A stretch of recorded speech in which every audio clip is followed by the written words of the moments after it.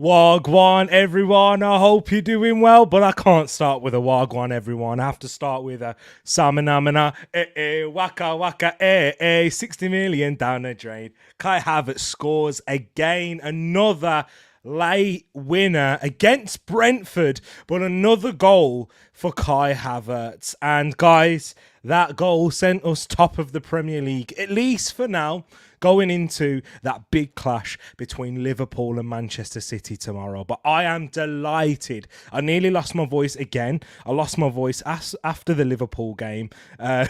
So that's probably one of the reasons why I haven't done a watch long or a match reaction in a long time, just because the emotions that I'm going through at this moment in time, being an Arsenal fan, and the tension that we're feeling is, well, I say that, but this has been the first Premier League game in a while where there has been that tension involved, and yeah, that bit of anxiety in certain moments, and scoring a late goal.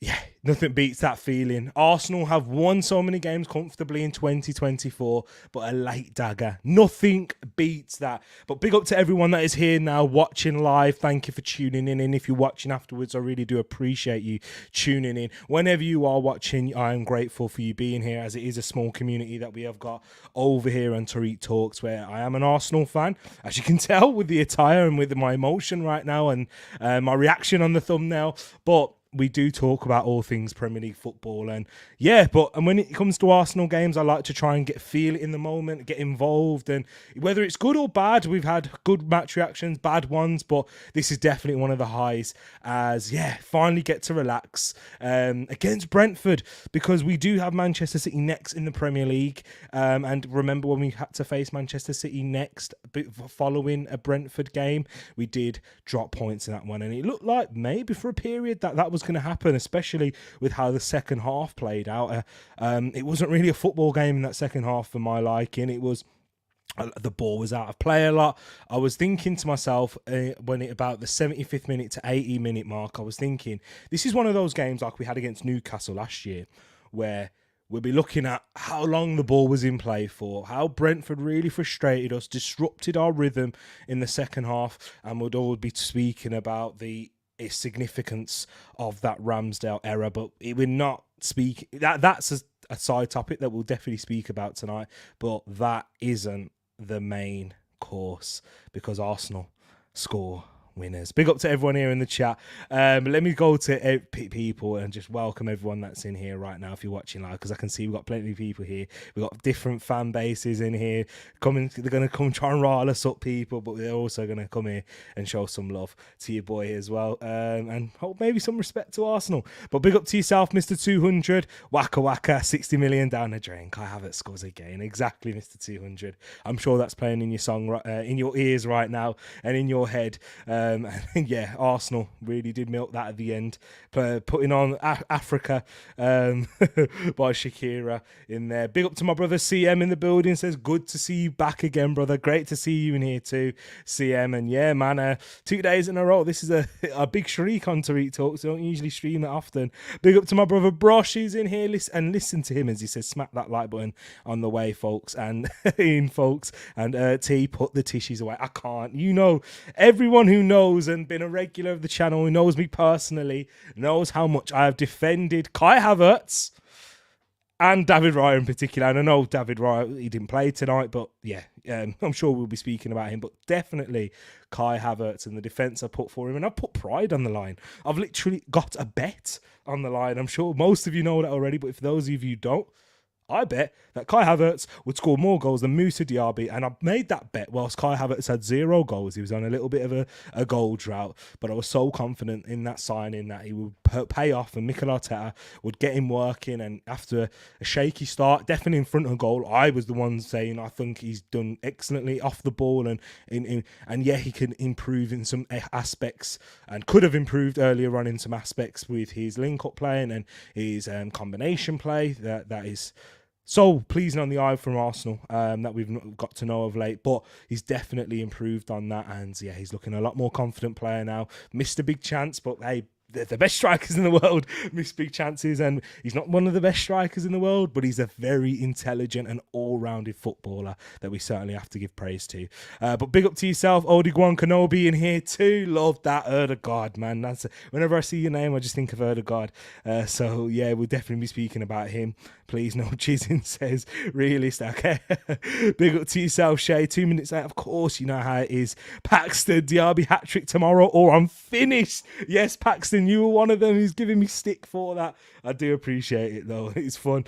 It's all fun and games. I was, you guys were laughing at the beginning, but I'm laughing now. But we'll see who has that last laugh. There's still a long way to go.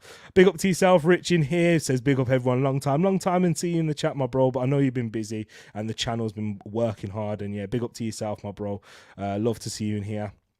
Only 30 subs away from 800, so you know what to do, my people. Hit that like. Can we get the thumbs up to come again like we did yesterday? No, we can't, but you know what to do, people. Hit the like button, subscribe if you're new, if you haven't done so already. United won today. Yep, I know. not in convincing fashion. I've seen a lot of complaints. We are top of the league, says Shay. Indeed, let the waffle session commence. You know how it goes over here. Oh boy, he's got the tissues out. Hey. You man are going to kill me for this, but I don't even care right now. I actually do have tissue in here. I actually have a roll because I had some allergies last night. I genuinely had allergies, started sneezing, but I know you're going to kill me for that. I know you are. That's what it is. Talk about the best game United did in the league entire favour. Yeah, exactly. But yeah, anyway, make sure you're there to must after. Hey, big up to my bro, Rich. I will be. I'll be awake. I'm high. I'm high off emotions right now. Allergies. I knew it. But guys, let's get into it, because how this game started for Arsenal was a lot better than it felt for the majority of the second half, at the very least. Arsenal on the front foot, didn't create many chances in that first half. It wasn't like the previous games, especially the Sheffield United one, or Burnley or Newcastle, where we started on the front foot and really caused them problems at the very beginning, but it felt it was an assured start from Arsenal. Just going into the lineup as well, that's probably where I should start. And I'm sorry I'm a bit all over the place, but also looking at that lineup, I was a little bit concerned about the change of bringing in Trossard out for Martinelli, and we'll speak about Trossard as well and his impact on the game. But I was a little bit concerned about that, because just they're not an identical like for like swap, and Arsenal have definitely an identity. Our game is played a lot through our wide players, and especially with Martinelli, someone who brings a lot of directness, speed, technical ability out in wide, really stretches out opponents, and how we're able to really pin teams back is because of how direct our wide players are and the threat that they can have 1v1. And there's a lot of double teams you see on both sides, and I've really liked what I've seen from Martinelli in the last couple of weeks, because I've been very critical of Martinelli this season. Not really on here because I haven't been streaming as much, but on other channels. When Arsenal haven't played as well, I've been looking at Martinelli and I'm like, you've not really given me too much this season. You've not kicked on from what I've seen from last season, and I've been quite critical of him. And there was I felt like there was a lot of excuses made within the fan base in terms of, Martinelli's not having the same connections on that that left side. There's a lot of chopping and changing in the left back position due to injury. Kai Havertz coming into there, and maybe Trossard moving in there when Kai Havertz is moved up top. And I've thought, no, this is how we kind of played with Martinelli a lot during his time at Arsenal. I remember watching Arsenal in the not so good days when we had Kieran Tierney at left back, and he didn't really work too well with Martinelli, and Martinelli really likes to be isolated 1v1, but I feel like he's been a lot more decisive, and when he has had someone to come on there support him, whether it's Kivior or Havertz, I do think they have grown in their relationships with him, but I feel like Martinelli has been more decisive in his actions, whether it's making that pass, whether it's going down the byline, hitting the cross, coming in inside, not just really staying high on that touchline. Maybe that's a little bit of a tactical tweak from Arteta, also realising that, yeah, Martinelli can be kind of managed out the game when he's not at his best out in the 1v1 position, and if they really crowd him out. But I feel like we've started to see the best of Martinelli in recent games, and that's why I was a little bit disappointed for him not being involved. And then I thought with Jorginho, okay, we've got the game against Porto coming up in midweek. I thought, okay, but Jorginho at the stage he's at in his career, and we know that he's been managing an injury for the majority of this season. Is it the right time to be playing him so short and with such, I know, short a few days? What we play on Tuesday, so he'll have Sunday we have off, or Sunday or Monday, one of the days we have off, and then we have Tuesday night. I thought maybe it's a bit of a short turnaround, and because Thomas Partey doesn't have the minutes in his legs at this moment in time, I just thought it was a bit of a risk. But Arsenal started well. We started okay, not as brilliant as what we've seen, but the standards that we set have been ridiculously high. So I just liked that we had a lot of control. Declan Rice, what a goal. A fantastic cross from Benjamin White, and we'll definitely speak about him towards the end there too. But a great goal, and Declan Rice showing his added ability that he just keeps on building season upon season. He has improved in that aspect than from what we've seen in his time at West Ham, making those runs into the box, scoring decisive goals giving us putting us ahead in, whether it's early on in the games or later on in the games. He's shown a real knack of getting into the right positions at the right time and finishing, whether it's with his head, left foot, right foot, we're outside the box. He's been excellent at doing that this season, and he has improved throughout the season too. And it's easy to say that he's probably our player of the season. I mean, we've got a few candidates there, but he's probably one of the standouts. But I feel like he has improved throughout the seasons gone on, and that's more to do with in possession. Out of possession, he's always been fantastic, and he's added so much into this team, why we do have the best defence in the league and why we don't let so many chances. Even Brentford didn't have too many chances today, but they did have a one clear-cut one in the second half, and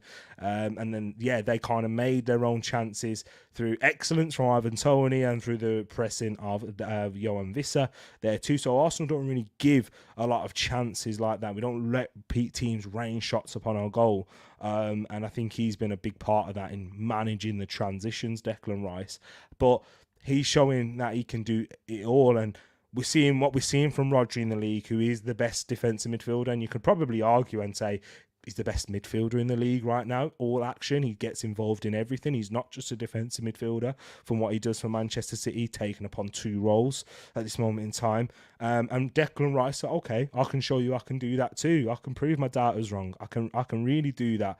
I thought he was brilliant in terms of that, Declan Rice. But then Arsenal just managing the game, didn't really create too much. I was going to say at halftime, in fact, that, Arsenal are in the lead. Well, I'd like to see a bit more from us going forward. I want to see us create a little bit more. I want us to have a few more shots off at goal, because I didn't remember too many shots or clear-cut chances that we created in the first half. So, and up against a Brentford team that are decimated with injuries, I thought it'd be a good time to really try and test them. We're in front because the game state matters in these types of fixtures.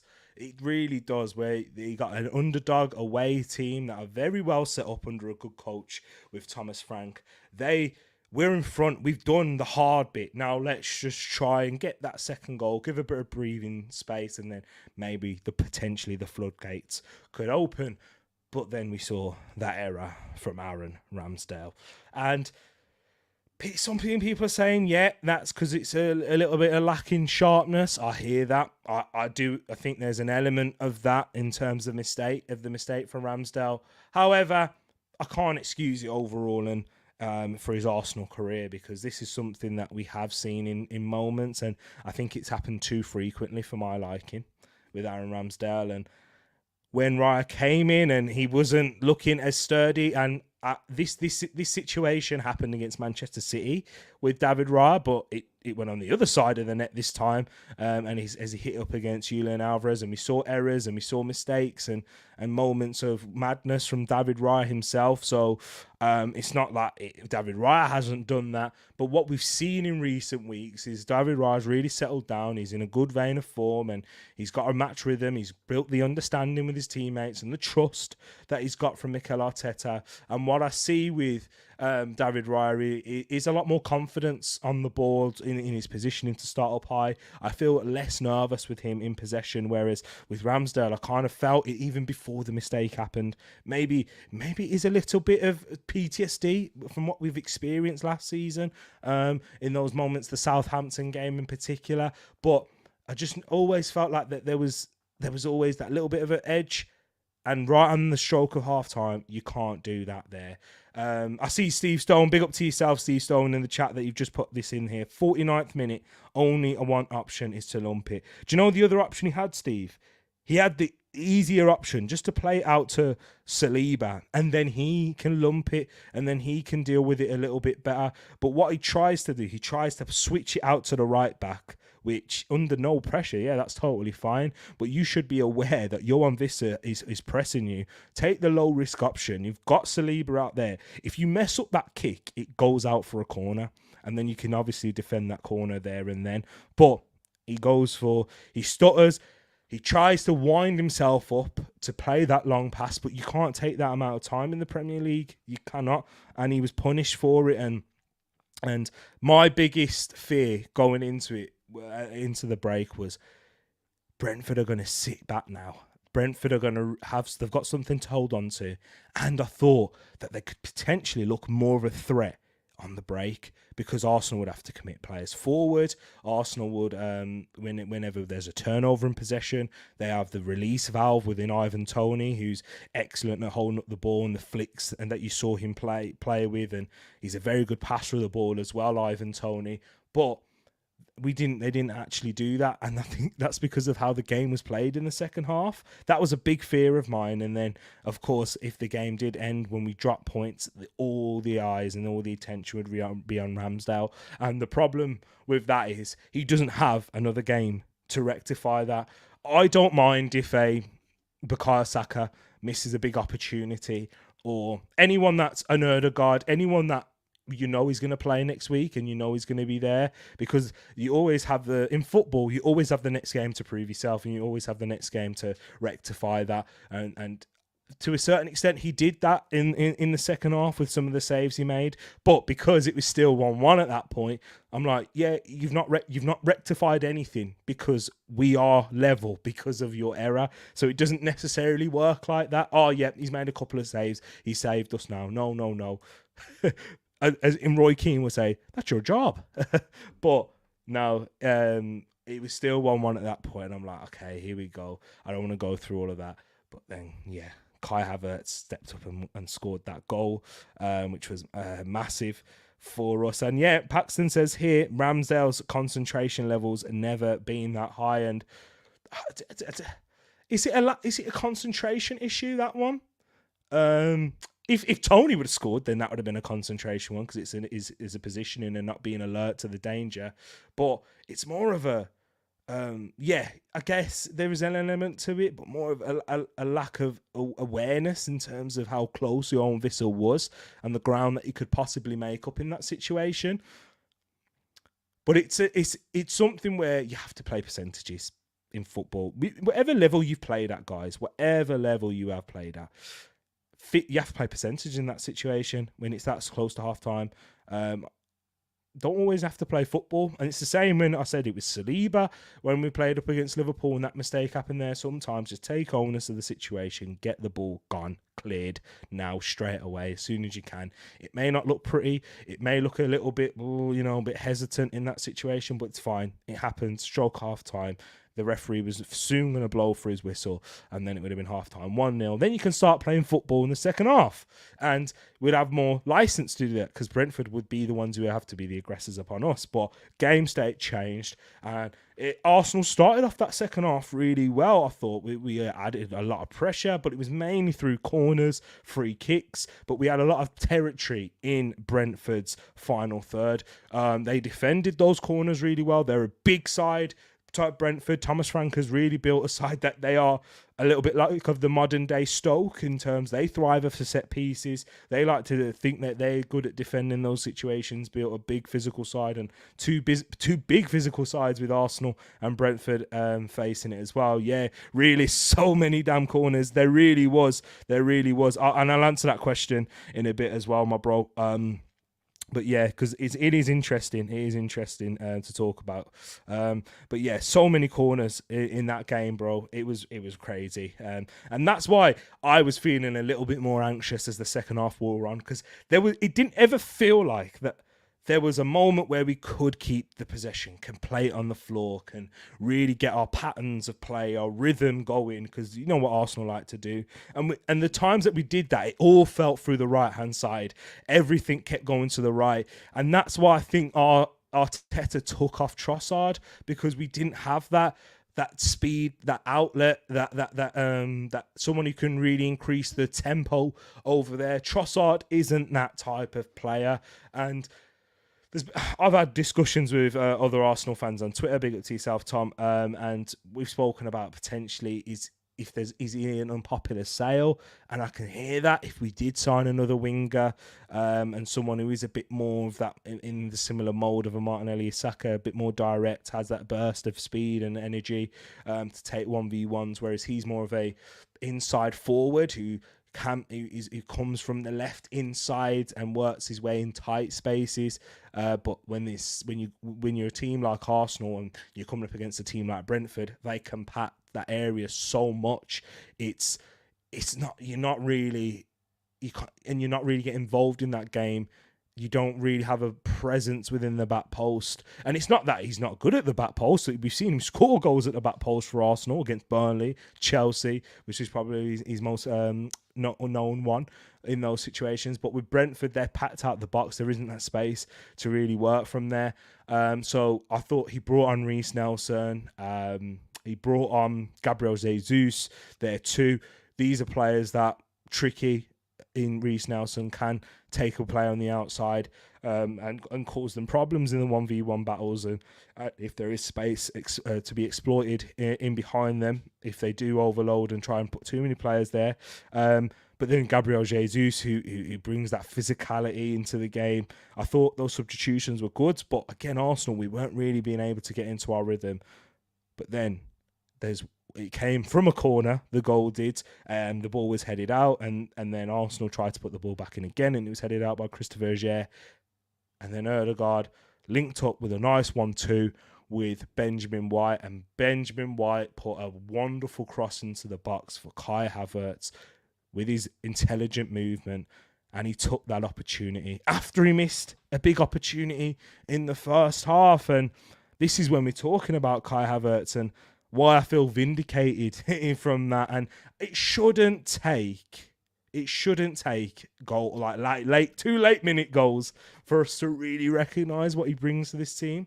And if we didn't score that goal, there would have been criticism for him. And I thought he played decently. He played well when there was moments of linking up the play. He was involved, getting linking up and building connections with Odegaard, with Trossard, with Saka, really roaming around, vacating that space, leaving it for Declan Rice to go and score his goal. I thought, he does a lot of the work that's off the ball. It's not like an Odegaard where it's obvious, it's in your face because he's very fancy, he's technically silky with the ball at his feet.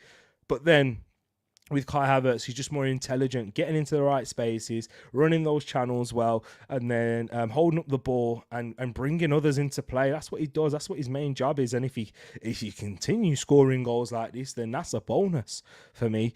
But that's what really will get the attention, and he will get more praise for those other things that he does with his game there too. But yeah, we have to talk about Ben White. We do. And then we'll talk about the not so good parts. Realist has got a good question in here. And Steve is mentioning about Gabriel. But Ben White first, outstanding, those 2 crosses. And Steve, I've had a little...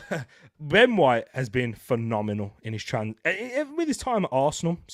Remember his first game against Brentford, and there was a lot of, you spent 50 million on Ben White, who got bullied by them in that game. And yeah, that was a learning curve. That was his first game in a much changed Arsenal team, and a much worse Arsenal team that we are now. But he started rocky. Arsenal didn't start the season well then. And he has grown ever since. And yes, he's had games where he's not been as good, and he's come up against opponents that have had the better of him in moments. Rashford away, against Rashford away last season. And Rashford even this season where he got the shot off, and I think he could have defended better. But we have seen him continue to improve. He is probably the most, when you talk about him in the NBA, the most improved player, he is always learning and continually improving. And that's the best thing with Ben White in that right back position. He's made it his own. He struggled at the beginning of the season, and it's well known throughout Arsenal fans that he was managing an injury throughout the start of the season. But because Tomiyasu is consistently injured, the serious injury that Jurgen Timbers had, we've had no other option but to play him. But he could have learned a lot more through his defending for me, being more passive, less passive, like stop being as passive in your defending, in your 1v1 battles. But we have seen a much more confident Benjamin White ever since that Dubai break. And going forward, having a lot more energy to overlap Saka, even inverting and taking on that responsibility whilst Zinchenko's been out and Tomiyasu have been out, and we've converted Jakub Kiwior to a more of an orthodox left back, an old-fashioned left back, shall I say, because not even an orthodox left back to what we know in the modern day that marauds up and down the pitch and is a real attacking threat, whereas Kiwior doesn't have that much responsibility. He's just mainly just stay out the left. You can come inside. I mean, don't get me wrong, I'm simplifying it here, but I've seen, there's still a lot of rotations that Kiwior does, but it's more simplified than what we see from Zinchenko. Less responsibility to come inside and double up in the midfield as much, which is why I think Jorginho's played a lot more minutes too. But Ben White being more of an outlet out wide, because that's where the space that Brentford would afford for us in here, and having that quality with the crossing was so important, and that's the game winner. He won us the game with those crosses. The movement from Rice and Havertz and the finishing, excellent. But they don't happen without the quality of the cross. And we've not seen that from Benjamin White on a consistent basis. So big shout out for him before that. And whilst we're on the topic of Ben White, we've got 2 here. Question from Steve Stone: if White could take a throw in, would he be worth 100 million? Hey Steve, I'm glad you said this, because his throw-ins frustrate the heck out of me. Why does he take so long on a throw-in? Even when we were drawing 1-1 at this one stage, he took an age on that, and it was a joke. It always does it. And it's not a tactic from Arsenal, because it doesn't happen on the left-hand side. It doesn't happen whether Kiwior's playing there, whether Zinchenko. It doesn't happen when Tomiyasu's playing at right back. So it just frustrates the heck out of me when I watch Ben White taking a throw-in. He needs to learn that. But if he does, he would be a £100 million player, because he'd have everything. He's got goals to his game now, as we saw last week. But yeah, I like that point out. Paxton saying, Ben White, Dalot swap deal. What you saying, T? Hey, I'm not swapping Ben White, okay, for Diogo Dalot. Although you know how much I like Diogo Dalot and really like the player and love him.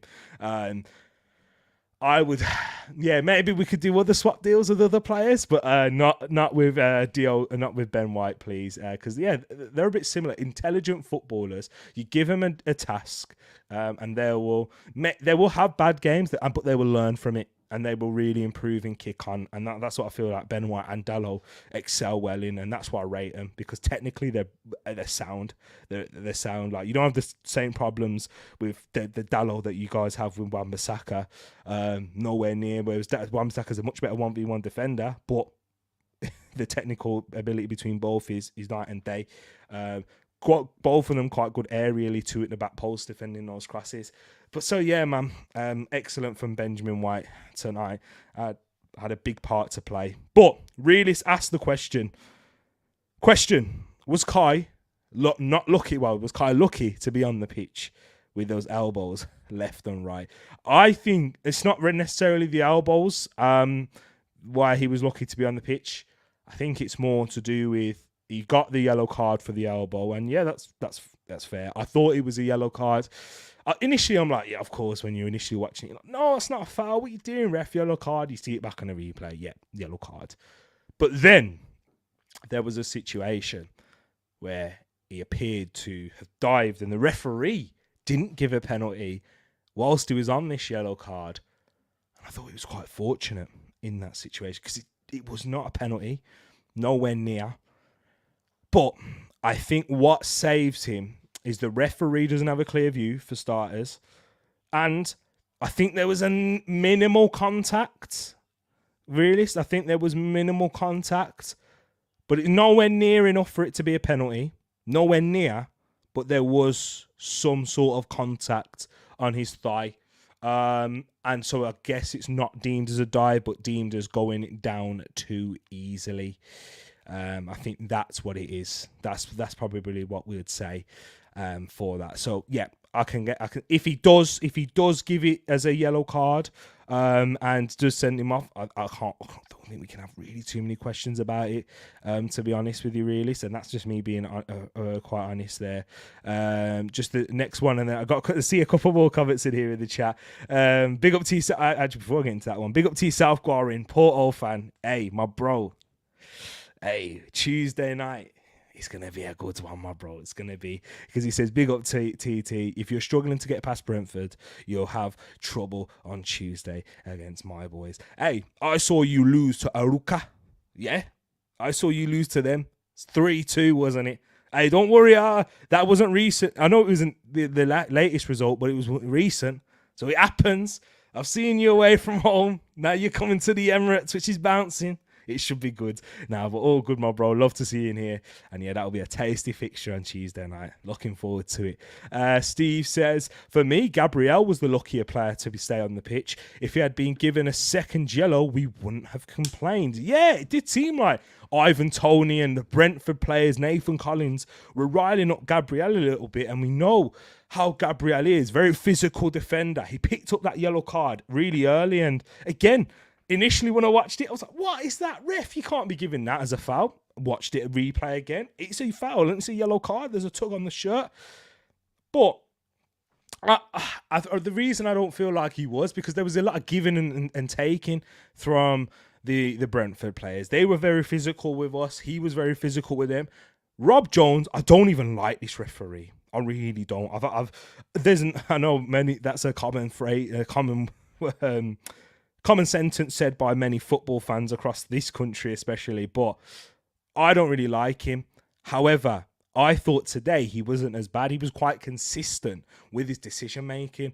He was quite consistent with allowing a lot of physical challenges to carry on. And you know what? For a referee that I don't like and I've seen give us problems before, I've got to hold my hands up. I'm praising him where it's due. You were consistent with that. You was consistent with what you did in that situation. So, yeah, with the Gabriel, Ivan, Toney, Brentford getting physical with us getting physical with them, you were consistent with it. So I take it. I really do. The only one, again, that you'd say was a bit caught, a bit weird. Hang on. Actually, yeah. So Kai Havertz could have got sent off. Yeah. However, are we forgetting? This is what happens when you do a match reaction straight after. You don't always have everything. I don't have everything to hand or you quite remember. But I just remembered the Trossard situation. Penalty. Gabriel was dragged down too. I think Arsenal could have had a penalty in that one. But it is what it is. It's to and fro. Because if it's one of them, if the referee gives it as a penalty, VAR is not overturning it.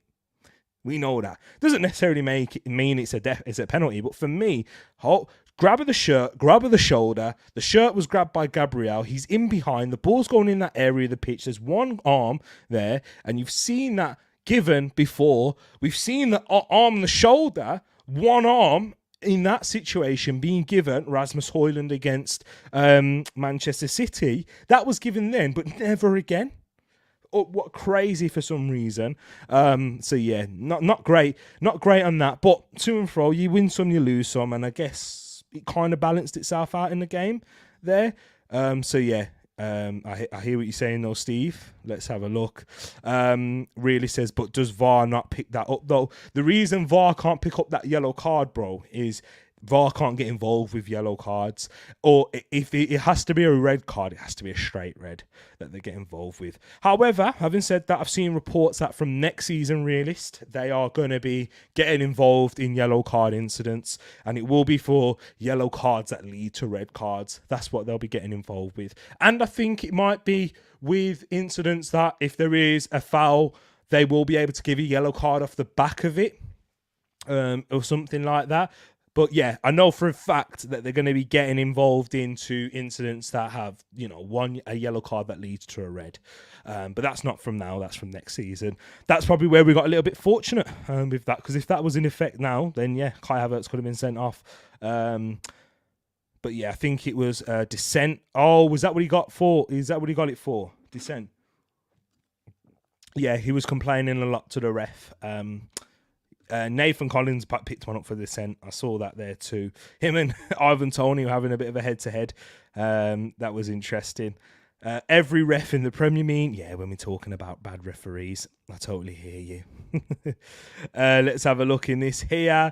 Big up Matt G. Yes, T. Massive 3 points, huge 3 points, Matty G. Loved every moment of that. Really did.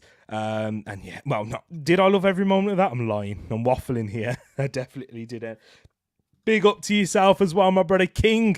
And from one King, he's announcing another in King Kai. Indeed. Love that, my man. Really loved that. Appreciate you guys in here and everyone that's locked in right now. 17 shots, 5 blocks, 6 off target, and 6 on target, 6 off target for the Arsenal game.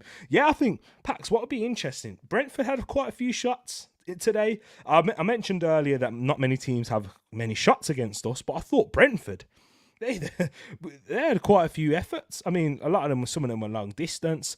Ramsdale made a fantastic save from that Ivan Toney strike. It was brilliant. But yeah, it was crazy. Big up the Kirkland Water. Hey, it's not even Kirkland Water. This is Sainsbury's, but yeah, Kirkland is a good little bottle of water. I should get some, because from Costco you can get a load of them, can't you? You can get a big bunch, and with work I can get a Costco membership there too.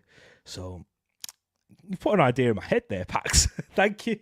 This is what, again, food and drink. This is what we talk about more than football on this channel. But guys, what I'm going to do now is, I think I'm going to go into a player ratings. Yep, we got 38 minutes. 38 minutes in. It'll probably take us to about 50 minutes to an hour as we get this done here. But yeah, I'm just going to go into a quick player ratings. Now that we're going to do here. Oh, what have I done? I need zoomed in. But guys, I'd like to hear your thoughts, if those of you who watched the game, and your player ratings for this one here. So yeah, people don't go anywhere. We'll start off with the man, Aaron Ramsdale. We have to start off with Ramsdale. And yeah, his overall performance, as I said, felt a little bit shaky when we was watching him. In the game, it felt like there was a little bit of nerves from set pieces. That was something I tweeted about yesterday or a couple of nights ago. Can't remember exactly when it was, but I said it's going to be interesting to see how Aaron Ramsdale copes with set pieces, corners, free kicks, because that's what Brentford thrive from. And they will put the ball on top of him in that area. And we've seen him struggle with that. And there was one occasion where Gabriel headed the ball clear as Aaron Ramsdale went for a punch. But I think David Raya, and he's always, whenever I see Ramsdale coming out, I'm going to be looking at him under a David Raya microscope. And I'm going to say, what would David Raya do in that situation? and he would claim that. That's his specialty. That's why he's so good. That's why Arsenal signed him, because of what he does in terms of relieving pressure in that situation. And I know Ramsdale doesn't do that. However, made that big error. Spoke about that. But second half, made a very good save from Ivan Toney, which it was going in, by the way. That left foot strike, he caught that sweetly. He caught that fine. And then the crossing at the back post from Ayer to Collins, that was an outstanding save from Aaron Ramsdale. And that's the Aaron Ramsdale that made so many Arsenal fans fall in love with him, and why it hurt so many people and that's why it hurt so many for him to be dropped or for him to be replaced in that sense. And for me, because of that, because he made up for it, I think I'm going to have to give him a 6. Let's say 5's average. I'm giving 6 above average, because I think that shows quite good mentality and strength to do so. I've got to give him credit. It's probably it could be his final game for us. In an Arsenal shirt. It could be, potentially not, because injuries and things happen in football, don't they? But if that's his last game, I think we kind of saw the Aaron Ramsdale career summed up in one game in there. But it ended on a high, and I think that should be how we remember him in his time at Arsenal. Difficult for me. 7, redeemed himself in the second half with 2 great saves. Yeah, 6, 7. I hear that. 6.5, let's say that. But big, I like that, Steve. Well thought. Think it's the lack of matches, says Realist. Yeah, I do think there's an element of that, Realist. When I spoke yesterday in the preview show, and I kind of mentioned about Ramsdale, I said, when I watched Caoimhin Kelleher, Liverpool's goalkeeper, it was his first game in a long time against Fulham, he was poor, and I was at fault for 1 or 2 of the goals. But now he's had a consistent run of matches for Liverpool. We've seen the best from him, and we've seen him really come in and fill those Alisson shoes well. Not to the level of Alisson, but very well, and making big saves. So I do think there is an element of lack of matches. He's not a terrible goalkeeper. We just know that he has these moments of madness. And why, when you are trying to win a league against this level of Manchester City and Liverpool side this season, fine margins, you can't be affording to do that. And we can't be going on this emotional roller coaster every game. I like what we did in the others. Kill it off. Make it boring. Like the Arsenal games that you were watching the past few weeks, they were awful to watch as a neutral, because it's so much domination and not really allowing them anything. And then but by the time they score with 3-1, with 3-0, 3-1 up, whatever. So it is what it is, man. But yeah, I think there is an element, and that's what I said as well, Realist. But yeah, next player that we'll speak about has to be Benjamin White. And when we talk about White, man of the match. I praised him a lot. Defensively, he was good. No problems down on that side, winning his duels, heading a lot. And then going forward, even better, the best I've seen from him. And he's really kicked on from this that since the start of the year. Refreshed, revived. I kind of don't mind him not been having a fallout with Southgate and Steve Holland, because that means he's going to be refreshed, ready for us for the going into the running. Go to Dubai again, get a top up on that tan. We noticed as well, by the way, he had another tan. Don't know how he's managed to do that in the space of Sheffield United and today. Well, we know exactly how, the sunbeds. But yeah, go get yourself refreshed. What a great performance, and you've been a massive part. I'm happy to give Ben White. Can't really give higher. Can't really fault him too much. I've said a 9. What have you guys said in here right now? Steve, you've gone with a White 8. This guy is so consistent, it's getting boring. I might have underscored him. Hey, I've given him a 9. I think we'll both agree on that he deserves a 9, because you can't. Let's be honest, you can't really ask for much more than that. 2 assists, key goal, wonderful crosses, and the proper assists too. Not what we see from nowadays, where like we've seen some certain assists where you could just play it, like for example, I'm trying to think, like Nah, Bruno Fernandez's assist to Rashford was a good assist because it was a perfectly weighted pass. But you know when you see one player like a little pass and they go on an amazing run, like the Sergio Busquets one for Messi when he did that at the Santiago Bernabeu, like that's not an assist. Like Messi did that all by himself. But yeah, that was two great assists from Benjamin White there. Paxton says more Southgate ball soon. We'll give it. We'll have to talk about that. Definitely, we'll have plenty of content about that because you know I'm a bit of a Southgate lover as well, guys. Hey, I just like to go where the people stay away. But yeah, I give way to you, T. Appreciate you, Steve. Appreciate you, my man. Bruno still stinks, says Realist. Yeah, he does. He does indeed. But the next player we're going to speak about is Saliba. So, William Saliba, what did you make of his performance, Steve, and anyone else that's watching afterwards? What did you make about William Saliba? Yeah, today I thought, you know what? Let me give a big shout out to him because last year, Ivan Toney was the opponent he struggled the most against. And this game, he massively improved in his duels, winning a lot more. I think it'll be quite interesting to see how many aerial duels he got. Paxton's great at this as well. Paxton's great at getting the data and finding them. He's better at locating the data than I am. But yeah, a lot stronger performance from against Ivan Toney, who's a real handful and real hard player to come up against. Okay, so out of 9 aerial duels, he won 4, which is less than 50%.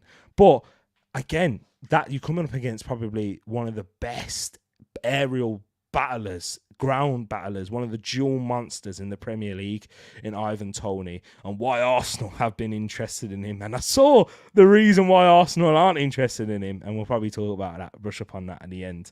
But yeah, William Saliba dealt with that fine for me, and yeah, it looks solid. There wasn't any moments where he had a little bit of lapse in concentration. No, I think he really improved upon that. I'm happy to give Saliba a 7. What are we saying? A solid 8. So I've underscored him. You gave way to me. I'm going to give way to you. So let's say we gave Ramsdale 6.5. We gave White a 9. And we'll give, Saliba an 8. Because that improvement, again, this is why Arteta has really given and really boosted a lot of these players and been so diligent in his signings and who he's letting and coming in the squad, because they learn so much. These players improve a lot from situations. They're so young, but they learn a lot, and that's why we really highly rate William Saliba. Passed the Ivan Toney test and really pocketed him. And apart from that chance from the halfway line, they had nothing. So yeah, excellent from William Saliba. Gabriel, if you're giving Saliba an 8, I think we have to do the same for Gabriel too, Steve, because aerially battled well. Yeah, you said he was a bit lucky, and I hear it. I thought he was a bit on a tightrope too, but bearing in mind he was on a yellow card from early. But yeah, defensively sound, solid, good in possession. Remember where he went on a bit of that marauding run in the first half and then kind of overhit the pass a little bit towards Trossard, but we still managed to try and generate a situation out of that. Gabriel improved massively in possession this season, a lot. Been brilliant. I've suggested an 8. Let me see what you've said. We'll compromise. You know what I mean? Like a great couple that we do here. Gabriel would have got an 8 for me, but his discipline let him down. A 7 only. I hear you. Yeah. Okay. Are we allowed to give him a 7.5? Let's compromise on that one. You know, in every great relationship and marriage, there has to be compromised. Don't tell Mrs. S that, okay? Because, yeah. no, tell Mrs. S that, but I'm talking about us. You know what I mean? Sorry, you know, I like to waffle here. But, yeah, 7.5 we've gone for there for Gabriel. Walked a bit of a tightrope with his decision-making, with his discipline, not decision-making. Jakub Kivior in this game. I think again, didn't look too shaky. There was no threat coming down his sides, apart from when he gave the ball away. But I think we kind of made up for that. I think Gabriel did in the end. I thought he was decent. He was solid. He was fine. Nothing to scream and shout about. Out of the 3 duels that he faced, he won 1. I'm happy to give him a 7. I'm happy to say 7. In this game here, split the difference, 7.5. T starting affairs from Mr. Real Bad Man. But yeah, so I put myself in it. It's my fault. But I'm happy to give Jakub Kiwior a 7. Solid performance. Decent, wasn't troubled, looked okay in possession. I can see here 76% of his passes. Unnoticed, and I don't mind that from Kiwior. I've just seen you say going unnoticed, and Steve, and yeah, that's what I want from my left back at times. He's not for someone who's our 4th choice left back. I don't expect him to be having outstanding performances, to be really taking the game. But yeah, just don't look like a weakness. That's the main thing. Don't look like you are the 4th choice left back. Just look like you're an average Joe, like 7 out of 10, and that's what I need. And yeah, and he's done that there. Kiwior went unnoticed, which means he did nothing wrong. Exactly that. We're thinking the same way, Steve. Kiwior, Malacia swap deal. Just find out what's going on there. I know potentially. I don't want that. No. I don't want anywhere near Malacia, and it's not because I don't think he's a bad player. He just can't stay fit, and I've had enough of injury-prone players. Declan Rice, and then do you know what? Jorginho first. Jorginho.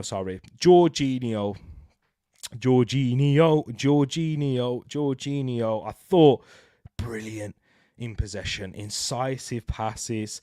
He's added so much into our midfield, and I love him, honestly. I wish he wasn't at the point he is in his career now, because his technical ability, his passing, is such an asset for us. And the way he's just able to, and that's a big reason why we have looked free-flowing, why we've been able to create so many more chances. That Newcastle game he came in, I know he wasn't playing against the likes of Burnley and West Ham. He didn't start in those games. But when he came in against Newcastle, I wish he started at Porto. I wish, and then he played against Sheffield United, and then he's allowed Declan Rice to get into the box a little bit more, and he's looked a lot more of a threat down on that left side, connecting and making late runs into the box, and that's all because of Jorginho. I'm happy to give an 8 here. Outstanding performance. And it's a shame that we was 1-1 by we took him off. I'm ashamed. 2 world-class passes. 8.5. Yeah, do you know what? I'm settling with you. Big up to yourself, Casey. Nice seeing you in here. Ben White, 2 attacking FPL returns. Exactly. But yeah, Steve, I'm with you, man. 8.5. We give 0.5s here. So Jorginho, you deserve an 8.5. Yeah. Just behind Ben White, I agree with you in being man of the match, and it's a shame he came off that so early. But I think that was with a mind to Porto going into the Tuesday game, so that's huge. Declan Rice baby. We gave Ben White a 9, so we can't give Declan Rice one. I don't think he was a man of the match level. But an 8.5 again. Brilliant. Outstanding goal. Runs into the box. Late runs into there. Maybe another 8.5 again. Are we thinking? I'm just going to have a look at what his stat sheet stay in his heat map. Covered that left side quite well. Spent a lot of the time on the elbow of the box in that position there in the game. Accurate with his passes, winning a lot of his duels. I thought he was important in that, in winning a lot of aerial duels. I think that's probably where I was most impressed with him. It was when Brentford were going long, he was dropping in a lot deeper, trying to be the screen in front of Ivan Toney. Because if you allow Ivan Toney to get that ball down, he's unplayable there. You can't do anything. If he gets that ball down and he's under his control, you either got to foul him, and if you don't foul him, he'll make a pass that will play him behind. And with the speed that Johan Wissa has, could cause us problems. So yeah, 8.5 for Rice, says Mr. Steve Stone. Yeah, Mr. Why am I saying it again? Steve says 8.5. I'm happy with that. Indeed, 8.5, level with Jorginho because he scored the goal. So he gets that there. 8.5 for Rice, 8.5. Oh, there we go. 8.5 for Rice, 8.5 for Jorginho. Martin Odegaard, again, I thought he looked very silky. He looked very sharp. And it's a shame the second half went how it did, because he would have looked, I think he would have been even better. I think we have to give him an 8 again. Being involved in those two goals coming from the right, very sharp, silky, chances coming through him, all of them. And he's just on top form at the moment, Martin Odegaard. He's on top form. He's really found his feet again in the second half of the season. Yeah, 8 for Odegaard for me. Rice, accurate crosses, was 1 out of 5. Same with long balls, only bad thing. Yeah, that's not great. Brentford, that's the thing though. Pax, Brentford, that's what they thrive off of. They put crosses into the box, like they will defend most of them. I say Brentford, yeah, that's what they're like, dealing with crosses in the box. Our 2 goals came from crosses in the box. But you know what I mean? The second one came from, sustained pressure.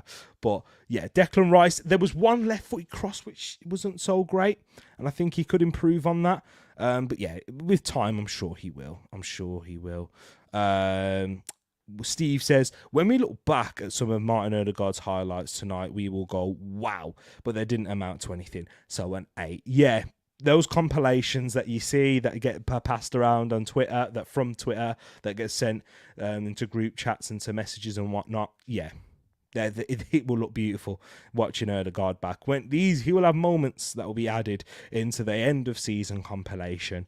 But yeah, they didn't amount to much, but he was involved with the goals. So yeah, I'd say 8 for Martin Odegaard. I thought brilliant. Again, he's looking back to his best. Who else do we have? Saka, Bukayo Saka.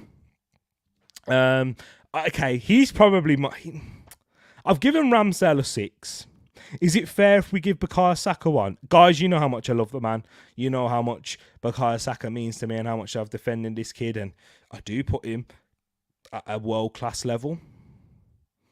And I do think he was still a threat tonight. But I don't think it was his best game when he got into the final third. Am I being harsh? This is just some of the feelings that I had watching the game. Maybe if I'd give it a rewatch, if I give it a rewatch, I might be a bit more appreciative of what he'd done. But I'm thinking a 6 for Bukayo Saka, just because, yeah, when he got into those positions, it wasn't as great, and we didn't have the end product that we've seen in the overall. But King says Saka was solid in the second half. Yeah, he did improve as the game went on. He was solid. His cross led to Gabriel's chance, which was just saved on the line by Flecken. He was solid. He didn't turn over possession. He doesn't really do that, though, anyway, does he, King? He helps sustain and maintain attacks on that right. So maybe a 7 is harsh. 6 is harsh. Should I give him a 7?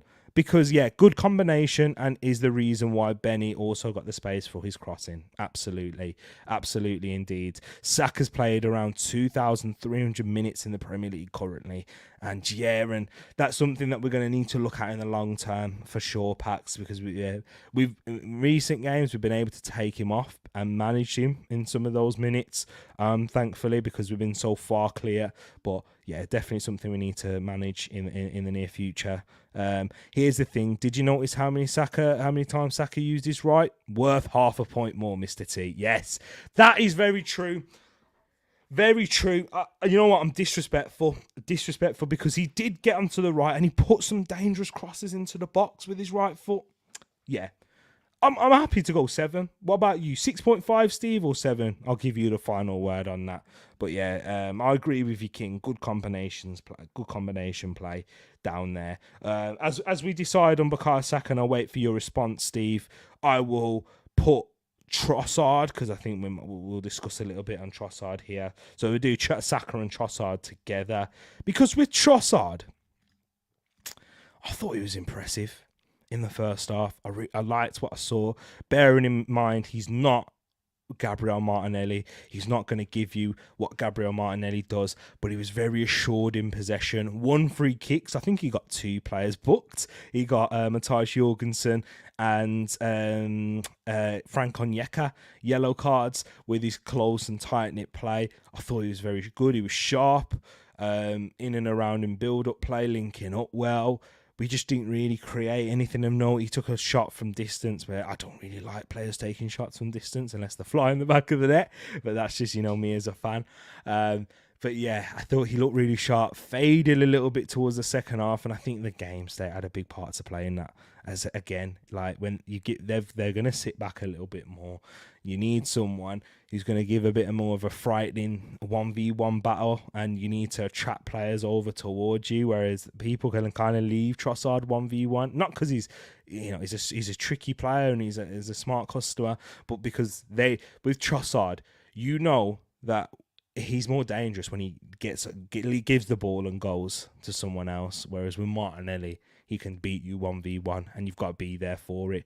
So Trossard, I'm happy to give him a 7. If we're going to give Saka a 7, Steve says Saka with a 7. And hey, Pax, I like this statistic you brought here. Trossard completed the most dribbles in the match, 3 out of 4. Yeah. Okay, he did his 1v1 duels then too. Trossard impressed me as he seldom starts. Yeah, he seemed to tail off in the second half though, 7. Yeah, you know what, Steve? I don't like Trossard starting usually.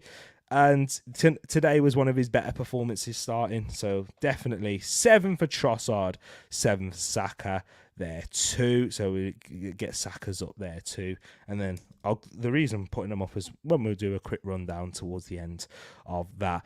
And then the goal scorer, the winner. We've got a couple more because we've got the substitutes to do as well, but we'll fly through them because apart from Gabriel Jesus, I don't think many of them made a big impact. But Kai Havertz, Samana, Waka Waka, If we're giving Rice, Jorginho 8.5s, I think we have to give the same for Kai Havertz because he was very good. In this type of game against Brentford, you're coming up against a physical side. He was vital. I really do say this. We missed him against West Ham. We missed him against West Ham in that 2-0 defeat at the Emirates because they're a similar side built from physicality, defend with a low block. You need someone in there that you can cross the ball to. Hence why I think Arsenal were interested in Ivan Toney, but interested in a striker of that profile, tall, physical striker that you can put crosses into, but are technically quite sound too. I just think that's the reason he's so important in these fixtures, Kai Havertz, and why Arteta brought him and why he noticed that, because he's way more flexible than people think. You can stick him into the midfield, he'll do a job for you there. Stick him into the right midfield where it's a bit more of a creative role. He can carry the ball up there. He'll do that, not to the level of like an Odegaard, but he'll be decent enough there. The same there with a false 19. Like that's probably where he looks his most comfortable, and he's at his best because that's the position he's quite familiar with, especially in the Premier League. But he's really grown in an Arsenal shirt, and I'm happy for him, and I'm happy for myself too because I don't have to wear a Tottenham shirt at the end of the season if he keeps performing like this.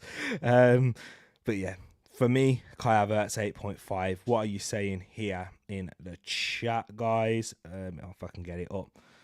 8.5, becoming a big game player.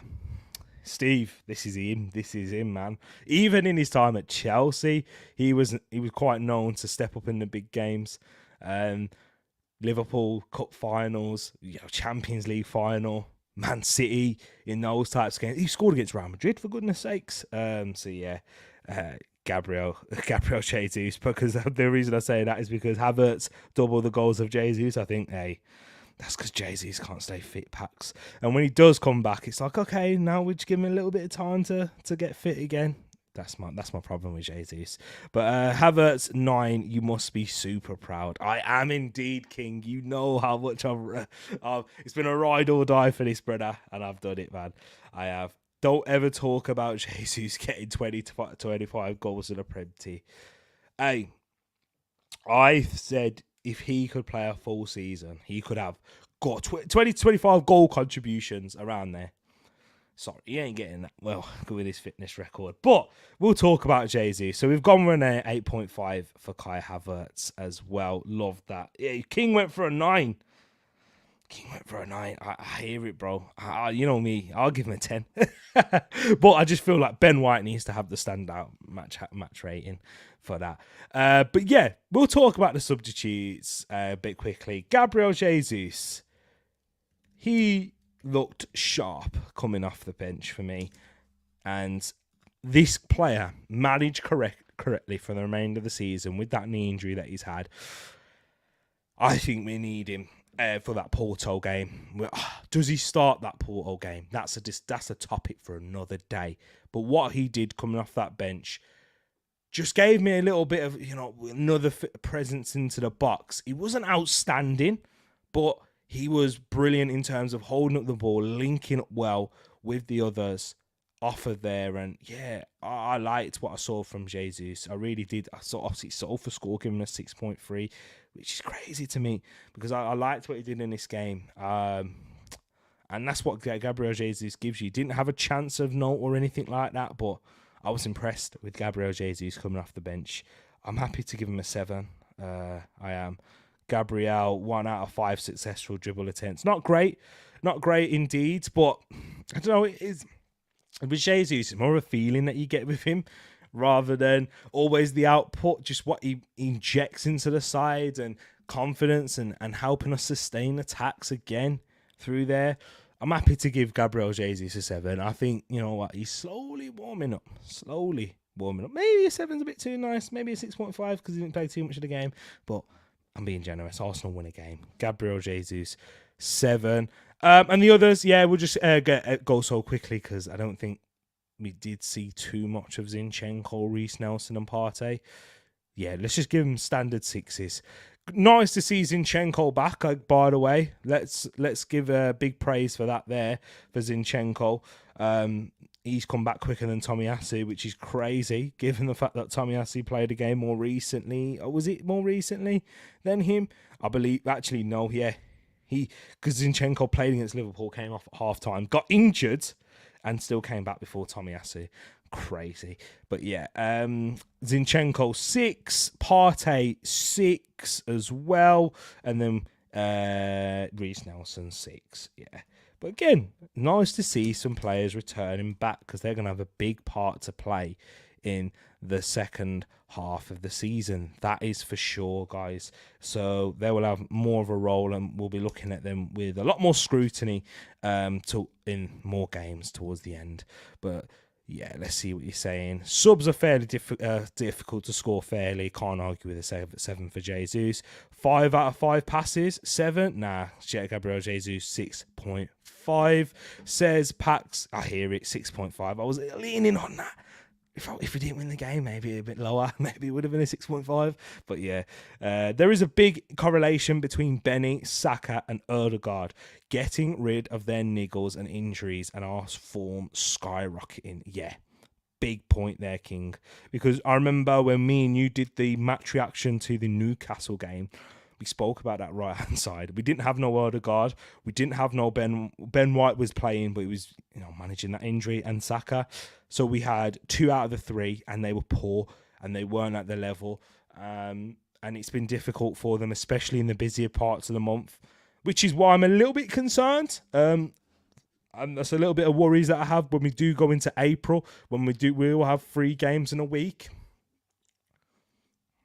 But that's why it's important to make sure they're rested up, make sure they're fit. Don't, Gareth Southgate, I beg, do not play Saka for 180 minutes in those friendly games. I beg, because it's friendlies, for goodness sakes. But yeah, Ben White won't be involved in that. And Odegaard, yeah, whoever, Starless Solbakken, do not play a Martin Odegaard for a ridiculous amount of minutes. Again, please. Big up to yourself as well, Tony. Appreciate you for coming in here, my bro, as we're just about to wrap up. So I'll just go through the player ratings once again for this game. Aaron Ramsdale, we gave him a 6 in the end after his second half performance to rectify from that error. Benjamin White, our man of the match, the star of this one, with a 9. Saliba with an 8 and Gabriel with a 7.5. The reason why we agreed on a 7.5 for Gabriel is mainly because of walking on that tightrope with disciplinary. But hey, I thought it was fantastic as well defensively. So that's the only reason. Not really to do anything with his performance per se, but because he was at risk of getting sent off, and that would have jeopardised us massively, not just for this game, but the Manchester City one too. Kivior, 7. Solid performance from him. That's why we agreed on that. Rice, 8.5 because of the goal he scored and his defensive duels and what he did for us from that, especially against Tony when we tried to lump it to Tony. Jorginho, 8.5 with his passing was delightful. Amazing from Jorginho. In a clinic in that first half. Odegaard, 8. He was very much involved with all three goals.